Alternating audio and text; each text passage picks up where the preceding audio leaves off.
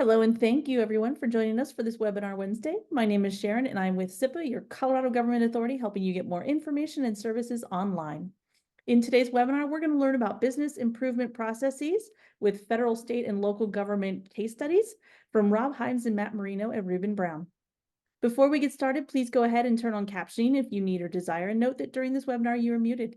If you have any questions or would like to communicate with the presenters at any point during the webinar, please do use the chat box or the Q&A feature. We will unmute everyone at the end for any remaining questions that you'd like to ask. We'll also have some poll questions for you to answer during the presentation and a post-webinar survey, and we deeply appreciate your feedback and participation. Please join me in welcoming Rob and Matt from RubinBrown. We appreciate their time and look forward to what they have to share with us. Also on the call is SIPA Sales and Marketing Director Beth Justice, Customer Success Director Dwayne Tucker, Sales Operations Manager Heather Nelson, Operations Assistant Sarah Fisher, and our new DGS Grant Program Coordinator Noah Kaplan. If you have any questions for us. Thank you all for joining us today. And with that, I will turn it over to the team at RubinBrown. Thanks, Sharon. Really appreciate the invitation and all of the work that's gone into hosting this for today. Thank you to you and your extended team. Also want to thank Matt Marino for joining me. Matt is the head of our governmental practice and is located locally there in Denver. My locale today is in Chicago, but we work nationally. And I am the partner in charge of the business process improvement activity here at RubinBrown. So today, our goal is to create a little familiarity with some of the work that we do. We've been doing business process improvement for a long time in both the private and the public sector. And we hope that you'll walk away today learning a little bit more about some of the trends in both the public and the private sectors around business process improvement and how that might apply to your municipality, the state, or the institution that you're representing.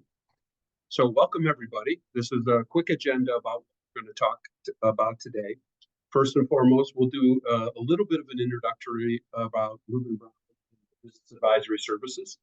We'll talk a little bit about business process improvement, talking about a timeline, as well as some of the trends that are happening in both business process improvement, technology, change management, on both the private and the public sector, and how that impacts you guys in the public sector.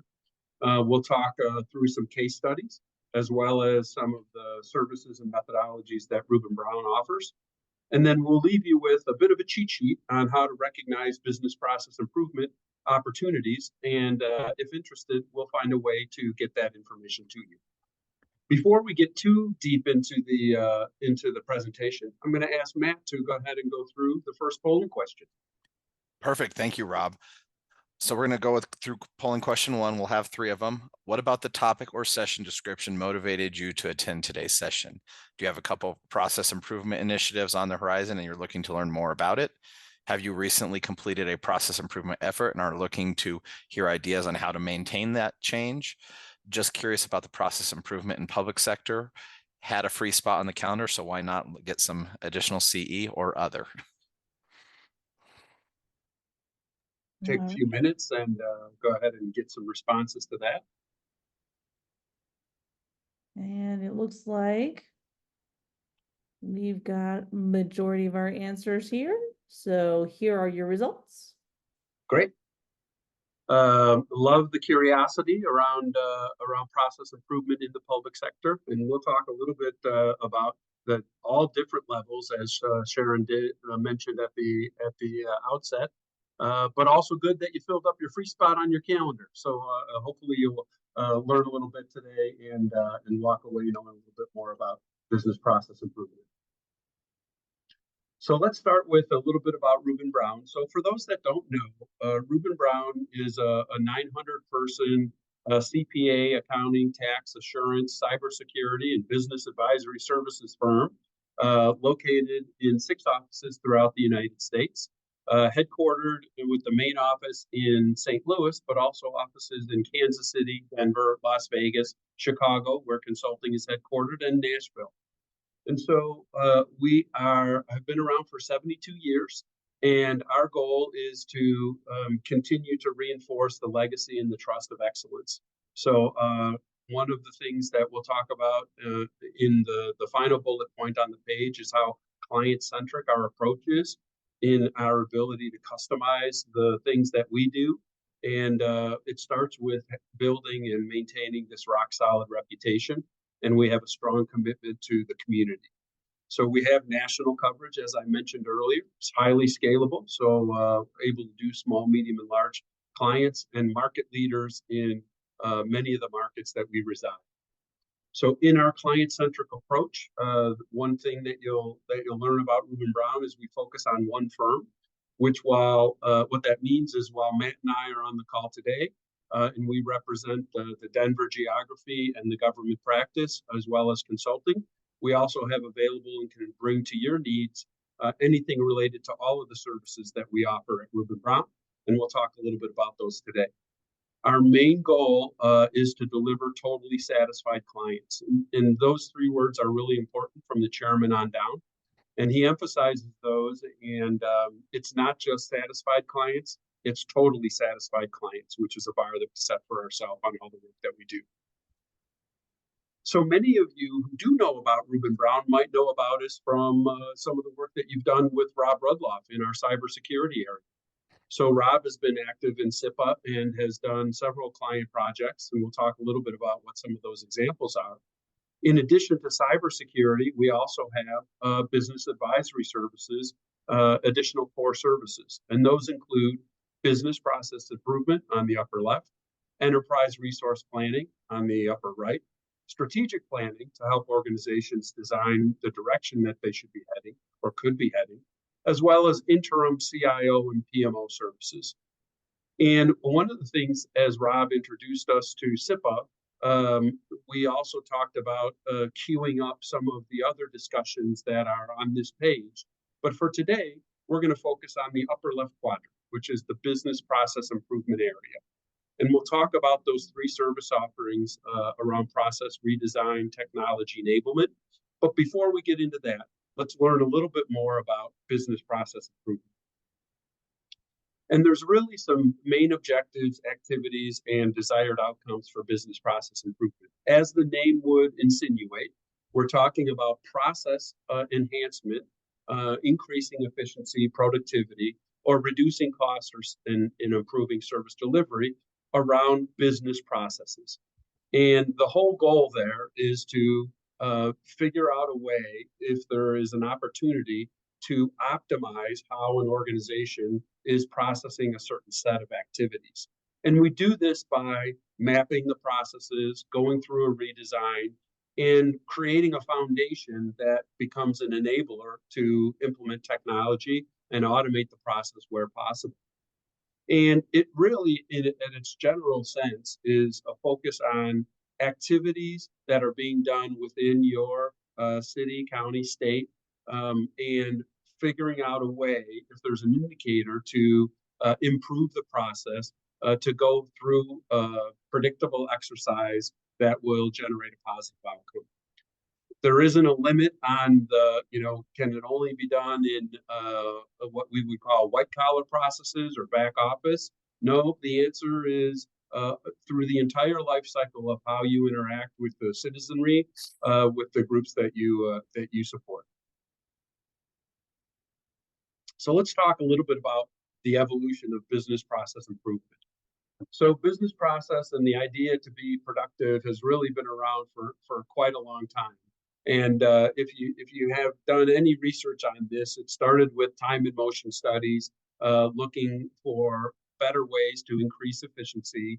In the 1950s, total quality management was introduced, and you may have heard that as it impacted or was latched onto by Toyota on the manufacturing side. It evolved into business process reengineering in the late 20th century with books, as well as other organizations adopting and embracing those techniques. So books like Reengineering the Corporation, Good to Great, as well as Motorola adopting the Six Sigma concepts, again, from a productivity on a shop floor line in manufacturing and creating technology, all the way to now in the early 21st century, having the enablement of technology in the digital era kind of match up with the concepts of being able to reduce waste and become more efficient. Things like ERP systems, which represent an integrated financial and HR system that can be adopted and implemented, as well as some of the advancement of agile methods. And we'll talk a little bit more about that, all the way into full digital transformation and how both the private sector and the public sector were taking advantage of business process improvement to where we are today, which is a kind of a unified both public and private ecosystem that has adopted not only the technology side, but also the process side when it comes to business process improvement. So an interesting timeline and an evolution. And what it's generated is today, what we're seeing on the private side is we're seeing this realization of lean management and efficiency, lean being a methodology for process improvement, one of several. The adoption of technology and automation through artificial intelligence and predictive modeling, a really heavy customer-centric approach, meaning the private sector wants to interact with the general public in ways that they want to react or interact, I should say. The concepts of agile and adaptive management, agile being highly flexible and reactionary methodology, all the way through data-driven decision-making and cross-sector collaboration. We'll talk about some of these things because some of them do apply to the public sector. And so what's interesting is these trends are a little bit different than what we're seeing from a public sector standpoint. And there's 3 or 4 that we've got listed here, and I'm going to talk about each one of these individually. So on this page, I'm not going to highlight where they how they differ from the private sector.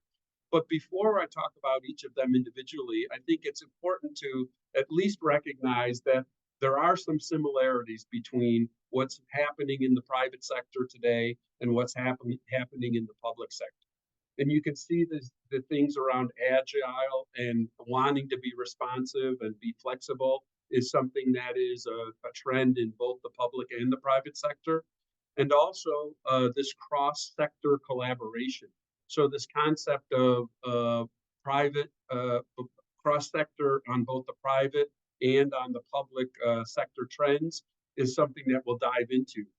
And as a general rule, what you see historically is you see trends that traditionally are being seen in the private sector make their way over to the public sector. So if you're not seeing as much in the adoption of technology in your personal experience, it will make its way into the public sector, or at least that's traditionally how it evolves. And it's tested. What happens in the private sector when applied to the public sector, it gets evaluated to see if it's really an opportunity. And if it is, it takes on a stronghold. That's what we've seen historically. So let's talk about each of these individual trends that's happening within the public sector. So when we talk about alignment of policy and strategy, so during that evolution and timeline of business process improvement, underneath total quality management and the embracing of Lean and Six Sigma is another methodology that's called the Malcolm Baldrige National Quality Program. And that Malcolm Baldrige Quality Program deliberately differentiated itself from Lean or Six Sigma because it was the first methodology that tied strategy to operations and to ultimately execution. And that's really what we're seeing in the public sector right now is an adoption and how important it is to tie your policies that are being applied within the municipalities and at the state level with the strategy of your individual department. And it's manifesting itself through business process improvement projects and the streamlining of processes, making sure that those processes are aligning with compliance. They're taking the concepts in policy and influencing the strategy, and ultimately applying different methodologies to ensure that alignment. The last thing that's happening here is generative AI is starting to play a role as well. And so generative AI is acting as kind of a foundation to reimagine some of those business processes as they attempt to align with the public policies that are being implemented. So this concept of aligning policy to strategy and ultimately to operations, which is the definition of that Malcolm Baldrige methodology, is being realized through business process improvement as a better way to service the constituents and the customers of the different municipalities. The second trend that we're seeing is this increased transparency and oversight. And this deliberate focus on transparency and controls is really a lever for business process improvement to make an appearance. Because what can happen when you're streamlining process is you can be deliberate about the things that you want to focus on. So you can, with the end in mind, being transparency, compliance, and oversight, you can design processes and customize them in a way that produces that outcome. And so that's a real nice combination of business process improvement with this trend, as well as the embracing of technology to create automated ways of process discovery. And what that means is it's not only reliant on the manual process in order to document the way that process mapping occurs. There's some automation that can be introduced and potentially accelerate the outcome of alignment with transparency and oversight. So what's nice about this is that business process improvement can be a lever that creates this clarity around basically where transactions are in the process that will yield this visibility and ultimately provide controls that allow for the maintenance of a process within certain compliance standards. The third trend that we're seeing is related to being responsive. And that's, I think, interesting from a perspective of there's a real focus on state and local digital transformations to move towards these platform-based solutions. And those platform-based solutions can be developed and implemented in a way that allows for this flexibility. And this flexibility is really key so that a municipality or a state level, even a university or an education facility, isn't stuck in its ways for such a long time. So these platform-based solutions have the ability to be configured and allow changes to be implemented quickly without the need for customized code changes in the technology. That creates the ability to be flexible. We also see that this adaptive process management is something that is a mechanism that allows to redesign modeling both structured and unstructured processes or data to create flexibility in effectiveness. And so that's an overlay of a type of business process improvement that allows for to be reactionary based on input that's coming in where the organization feels the need to do that. And then finally, the software vendors themselves are embracing the business process management concepts or functionality within their platforms. And so that flexibility with configuration, as I mentioned earlier, allows for changes to reflect the needs even faster, and in some cases even predict where changes may be needed based on the data that's being captured through automated transaction processing. But I think that's really exciting, really cool, which is an advancement for business process improvement. And then the last main trend that we have that we're seeing in the public sector is related to cross-sector collaboration. So if you're not familiar with this, this is the ability for both public and private collaboration to occur that would allow for the transitioning from traditional hierarchical structures to more network models. And what I mean by that is traditional partnerships or collaborations may have been reserved historically for organizations within a hierarchy, especially in the public sector. And what we're seeing in both the public and the private sector is these cross-sector collaborations. And we see these as a way for government to collaborate with the private sector and within the public sector to break down silos, pool resources, leverage shared knowledge. And there's a few examples that are out there at a macro level that are happening. One is I know Google Earth, Google has collaborated with the Department of Deforestation to use the mapping that they have to monitor the process of deforesting. And that's really become something that's been an advancement for them in their ability to monitor that. And another one at the federal level is we're seeing the SEC has proposed some rule changes that force organizations to disclose where their climate risk is, and as a result, organizations and big organizations are now committing to bold targets as it relates to climate risk.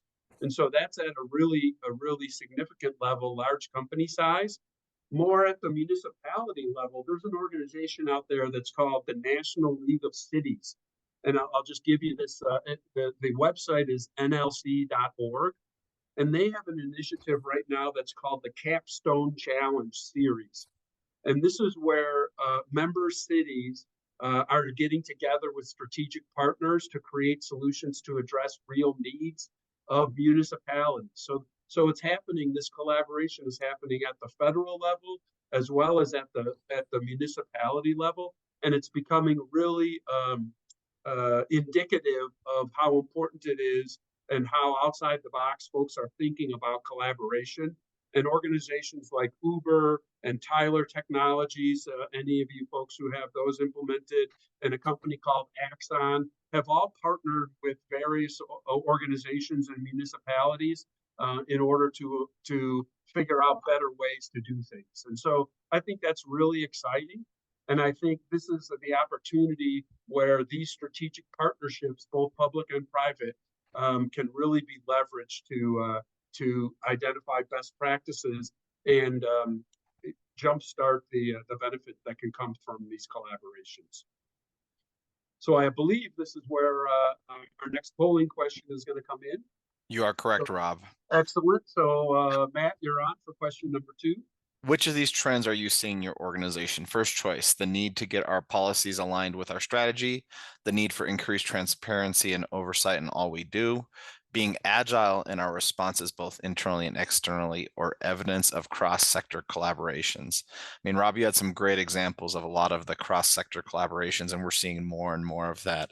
Even locally, there's great examples of how local governments are partnering with technology solutions to provide improve services and many times increase transparency and better information about what's going on. So yep, that's great. And that's our whole mission. Yeah, perfect. I knew there were some synergies here. I love that. Absolutely. So Sharon, how are the results coming in?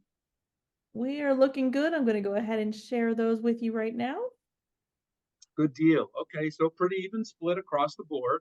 So from a trend standpoint, it seems like we've got a pretty even split across the first 3, where there's folks that are seeing alignments around policy and strategy, an emphasis around transparency and oversight, as well as being flexible and responsive, which is huge. Not as much participation on the evidence of cross-sector collaboration. But as we what's evidenced by it being one of the trends is we're going to see a lot more of that, and I anticipate that as better ways to meet the needs of the constituencies while maintaining the limited budget that the states and municipalities have to deal with. And so I think there's going to be a lot more of that as that continues. So awesome! Thanks for your participation in those feedback questions. That's super helpful for us. And then some key takeaways from the trends. So one is BPI, business process improvement, can really be a lever to help address those trends. And it is a linchpin in some cases for some of those trends that we talked about. We also have the principles around lean and digital and customer-centric or citizen-centric approaches that are evidenced on the private sector are really making their way to manifest themselves in dealing with the citizens from an efficiency and a service quality standpoint. And then, this is acting funny. Finally, the ongoing transformation that occurs is both strategic, technologically necessary, and culturally required to succeed. So it's those three different components that weigh into it. And from a definitional standpoint, that is the definition of business process improvement. It's taking into account the vision, the process, the technology, and the cultural change. And we'll talk a little bit more about that. Before we get into the actual three key services of RubinBrown, I wanted to also make it a little bit more real about how does business process improvement really find itself playing a role in the different both federal and municipal level projects. And we've got 4 examples that we have here. So at the federal level, but it's agency specific, we did a project with the District of Columbia and their chief medical examiner's office. And what they were looking for was redesign of a process before selecting a technology. And so the critical need there was they were struggling with efficiency around process. And so what we helped design for them was an operational strategy. And that strategy laid out the core business processes in a streamlined way. And then we helped them identify and select and ultimately implement a software that was supportive of their laboratory information management system. So a little bit of a pun here with the chief medical officer. The system that they had was called LIMS, and so it's missing a B, but that was a really helpful project for them. And that laboratory information management system, really their goal in implementing this streamlined process was dramatic. And in talking with the chief medical officer after the project, he was going on record as saying it was helping them literally save lives because it allowed the testing to go on more streamlined and more efficiently, which would then get the results back to the public, especially in cases of symptoms that were preventable at the individual level, way before someone's demise. The second one is a municipality that we worked in the Kansas City area, the city of Leawood, and there we did financial process redesign and ultimately some implementation assistance there. And so with the city of Leawood, what they asked us to do is, sorry about that, take a look at their current state processes, identify future state processes, and then develop for them a strategic vision and an action plan. And so we did that specifically within their finance department. And so we went through and redesigned the processes, implemented some internal risk controls, and ultimately established a blueprint for the finance department to go ahead and implement best practices. The third example that we have on the docket here is an IT strategy and an implementation. We were working with the Department of Revenue in the state of North Carolina, and they were looking to automate the processing of tax returns and to help with looking for some help around their e-strategy. And so what we did for them was we conducted a cross-functional organizational infrastructure and designed that from a technology standpoint, and it helped them increase their processing capacity, enhance their security, as well as offer e-business capabilities, which they didn't have at the time. We were able to implement ultimately the web-enabled financial transaction front end that got them away from paper-based as well, and then allowed them to implement that capability for both their individual and their business taxpayer population. And then the fourth and final one was an IT implementation, but it started with a process redesign. So what was happening with the Department of Human Services in the District of Columbia was they didn't have an effective way to manage their 311 number, which was their non-emergency operations and social services information line. And so what we did for them was we delivered an answer to an implementation of what they called their answers please. What else is acting up here? Answers please operation strategy. And this was a state-of-the-art social services information and referral service. So it allowed the calls to come in, and there was a predictable process on how they responded to customer requests and access what we call the Answers Please database and gain information to direct folks to different social services that were available throughout the district.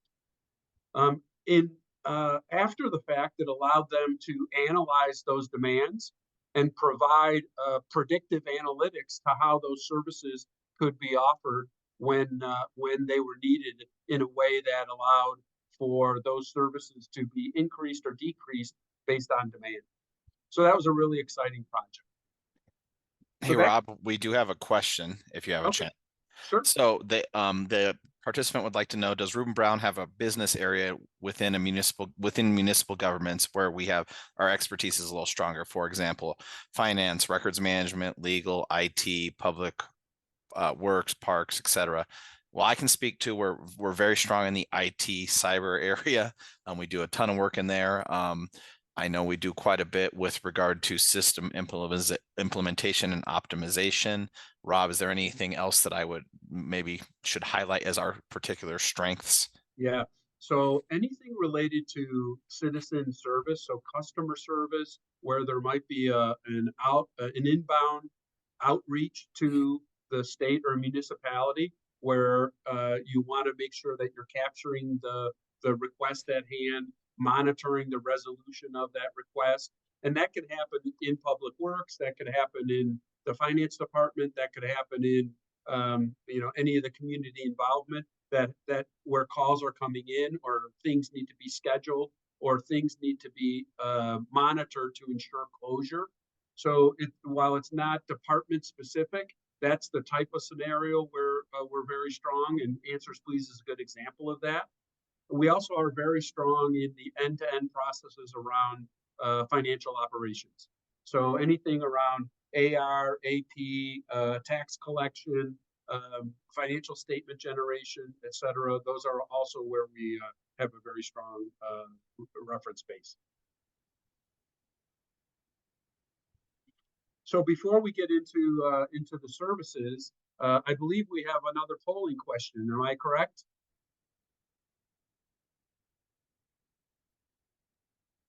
And it is launched.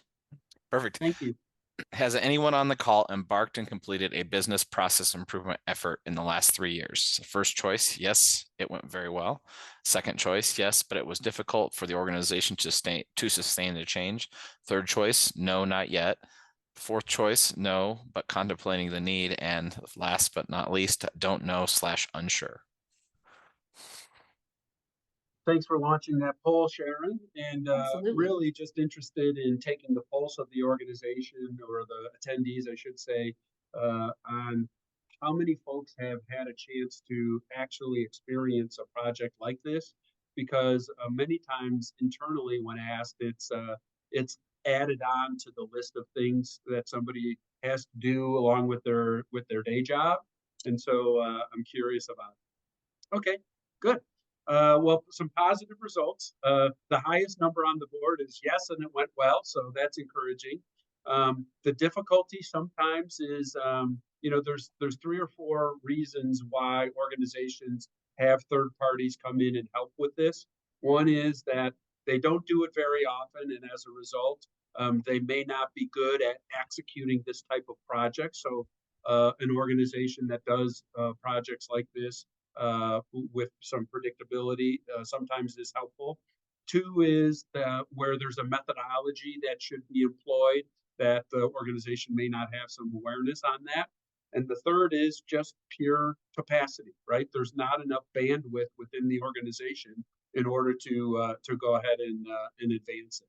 And so with RubinBrown and our business process core services, we do 3 main things, and these can be considered as a life cycle. And in many of the case studies, we did do the process redesign first, where we did the process improvement, ultimately selected or enabled a technology to support the process, and then ultimately help them with the change management. And RubinBrown, I should mention, is technology agnostic. So we're objective in the evaluation of technology. We don't represent a technology. We know a lot about the technologies that play in the different spaces that support your functions and features, but we're not affiliated with any one. So our objectivity and being independent really makes us a good representative of your organization when selecting that technology. And I mentioned these could be a life cycle, but they can also be a la carte. So we've done projects where we've just helped an organization through a large change management effort, where the project was being implemented by internal resources, but they needed help with training, communication, rollout, maintaining that continuous improvement on that process. And so we can do that as well.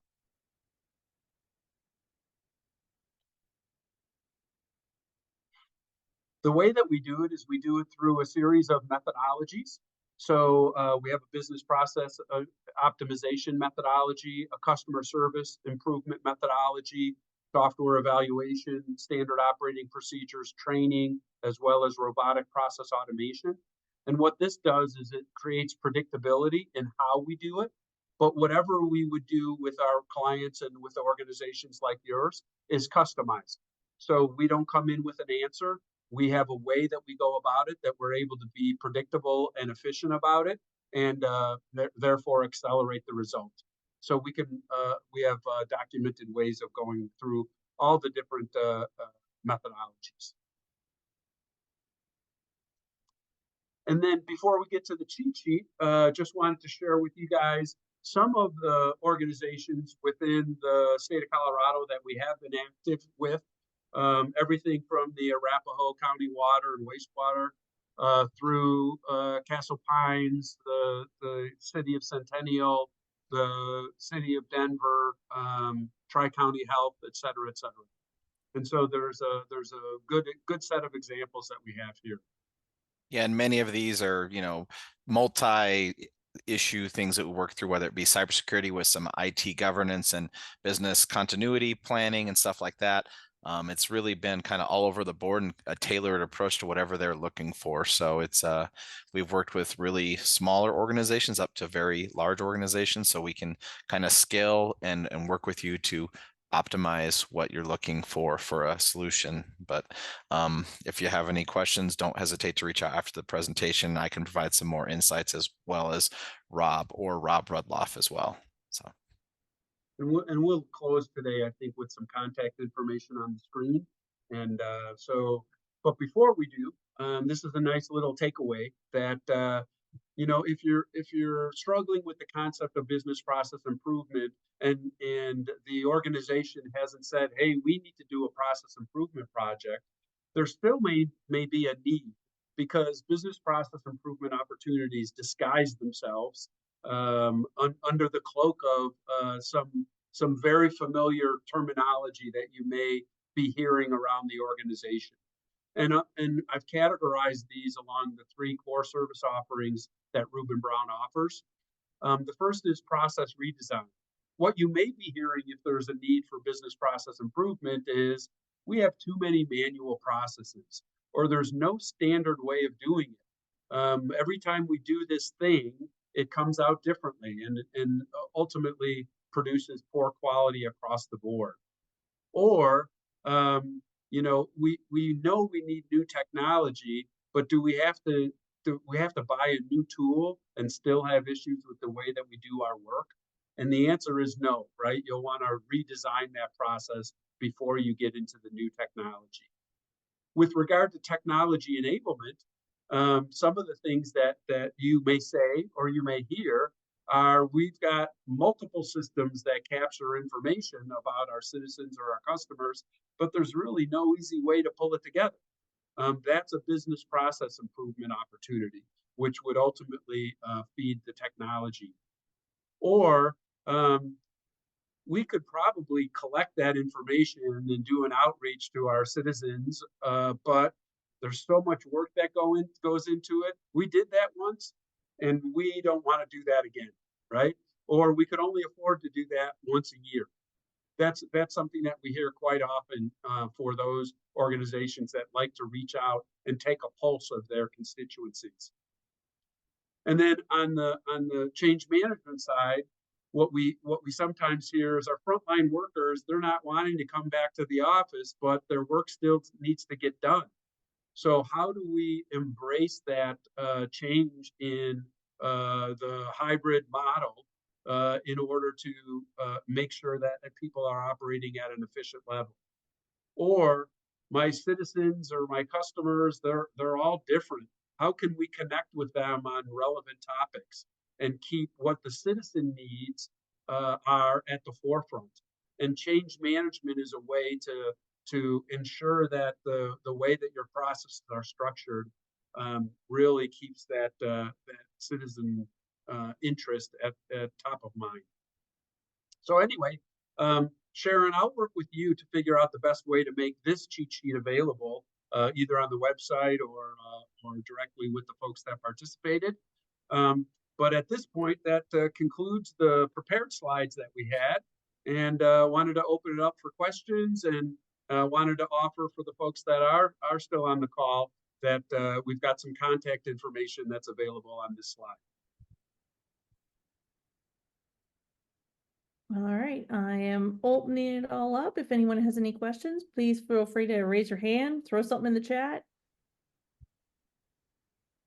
or the Q&A.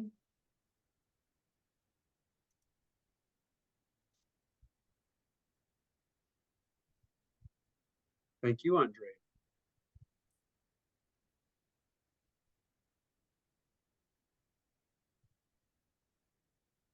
Well, thanks again, especially to Sharon and the team at SIPA. Really appreciate you guys hosting this for us and making it available to the RubinBrown extended team. Thanks, Matt, for participating today, and thank you for all those folks that were able to participate. Absolutely. We really appreciate you putting in all your time and effort on this and all the services that you offer to our governments, because it is critical. We need our private sector partners to help us out because we can't do it ourselves, right? Sounds great. So glad we could help. Right. Well, so we've finished up for the day. Please don't hesitate to contact any of us if you have a question that pops up later on that you think of that you'd like to get out there. Go to sipa.colorado.gov and register for any future webinars. We've got one coming up on April 24th with Optiv on cybersecurity, and May 8th with Evotech on the opportunities and risks using generative AI, and any other services that we can help you procure in addition to RubinBrown and all that they offer. Subscribe to our monthly newsletters to make sure you stay up on our news. Like this morning, we opened up our accessibility grant so you can apply for software from Alliant that will allow you to fix those accessibility issues in your documents. So go to our website to find more about that. And then if you want to return to this webinar to watch it again or share it with a colleague, we'll be getting this up on our YouTube channel in a little bit, so you can share it from there. And don't forget to fill out that 3-question survey that we have at the end so you can help us make our webinars even more relevant and helpful to you in the future. We wish you all a wonderful day. Thank you for joining us. Thank you. Bye. Thank you. Bye Thank now. you.